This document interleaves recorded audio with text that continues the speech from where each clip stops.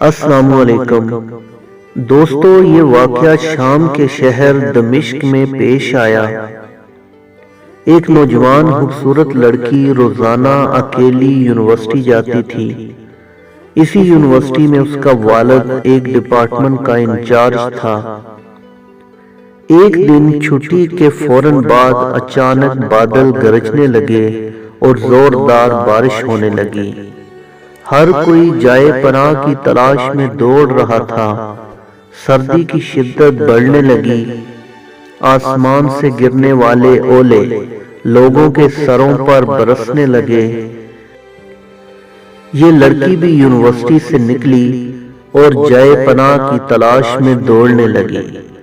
اس کا جسم سردی سے کانپ رہا تھا، لیکن یہ نہیں جانتی تھی کہ اسے پناہ کہاں ملے گی۔ جب بارش تیز ہوئی تو اس نے ایک دروازہ کھٹکھٹایا۔ گھر میں موجود لڑکا باہر نکلا اور اسے اندر لے آیا اور بارش تھمنے تک اپنے گھر میں رہنے کی اجازت دے دی۔ دونوں کا آپس میں تعارف ہوا تو معلوم ہوا کہ لڑکا بھی اسی یونیورسٹی میں پڑھتا ہے جہاں وہ خود زیر تعلیم ہے، اور اسی شہر میں اکیلا رہتا ہے۔ ایک کمرہ، برآمدہ اور باتھ روم اس کا کل گھر تھا۔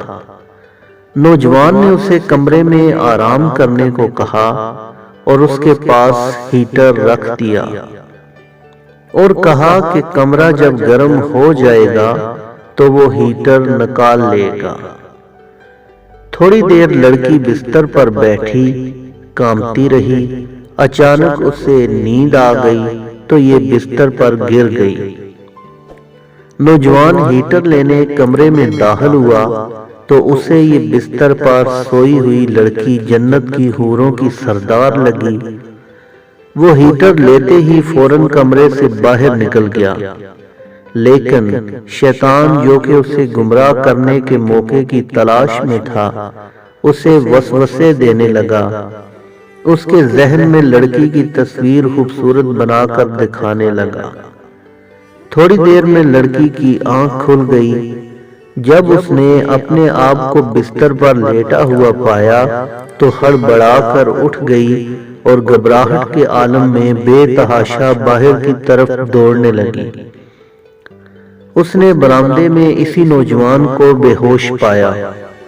وہ انتہائی گھبراہٹ کے عالم میں گھر کی طرف دوڑنے لگی اور پیچھے مڑ کر بھی نہ دیکھا، یہاں تک کہ اپنے گھر پہنچ کر باپ کی گود میں سر رکھ دیا،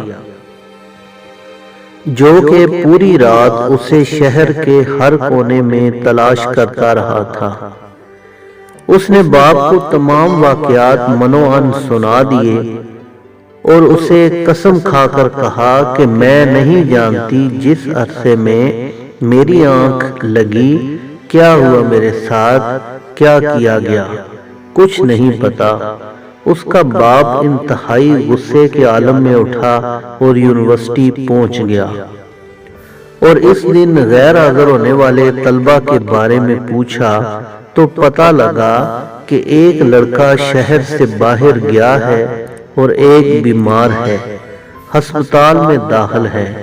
باپ ہسپتال پہنچ گیا تاکہ اس نوجوان کو تلاش کرے اور اس سے اپنی بیٹی کا انتقام لے۔ ہسپتال میں اس کی تلاش کے بعد جب اس کے کمرے میں پہنچا تو اسے اس حالت میں پایا کہ اس کی دونوں ہاتھوں کی انگلیاں پٹیوں سے بندھی ہوئی تھیں۔ اس نے ڈاکٹر سے اس مریض کے بارے میں پوچھا تو ڈاکٹر نے بتایا جب یہ ہمارے پاس لایا گیا تو اس کے دونوں ہاتھ جلے ہوئے تھے۔ باپ نے نوجوان سے کہا کہ تمہیں اللہ کی قسم ہے، مجھے بتاؤ کہ تمہیں کیا ہوا ہے۔ باپ نے اپنا تعارف نہیں کروایا۔ وہ بولا ایک لڑکی کل رات بارش سے بچتی ہوئی میرے پاس پناہ لینے کے لیے آئی۔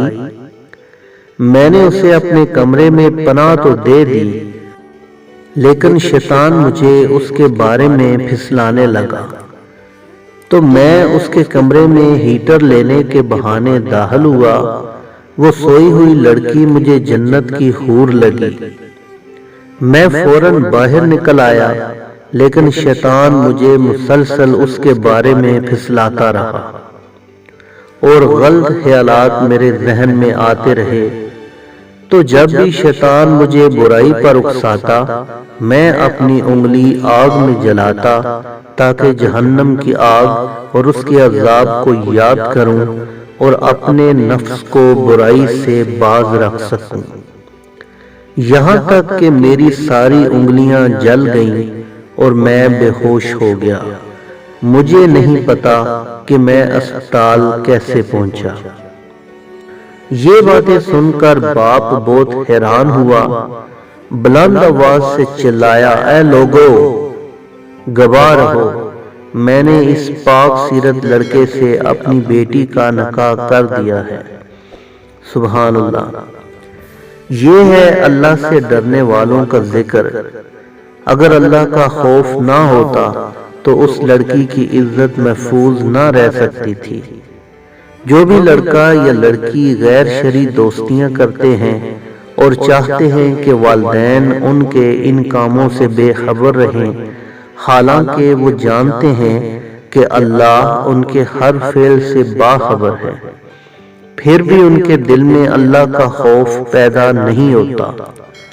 کیا آپ نے کبھی سوچا ہے کہ ایسا کیوں ہے؟ کیونکہ والدین نے بچپن سے ان کے دل و دماغ میں اللہ کے خوف کی بجائے اپنا ذاتی خوف، رعب و دبدبا، سزا کا ڈر ہی بٹھایا ہے۔ اسی لیے آج وہ اللہ سے بے پرواہ ہو کر والدین سے چھپ کر گناہوں کا ارتکاب کرتے ہیں۔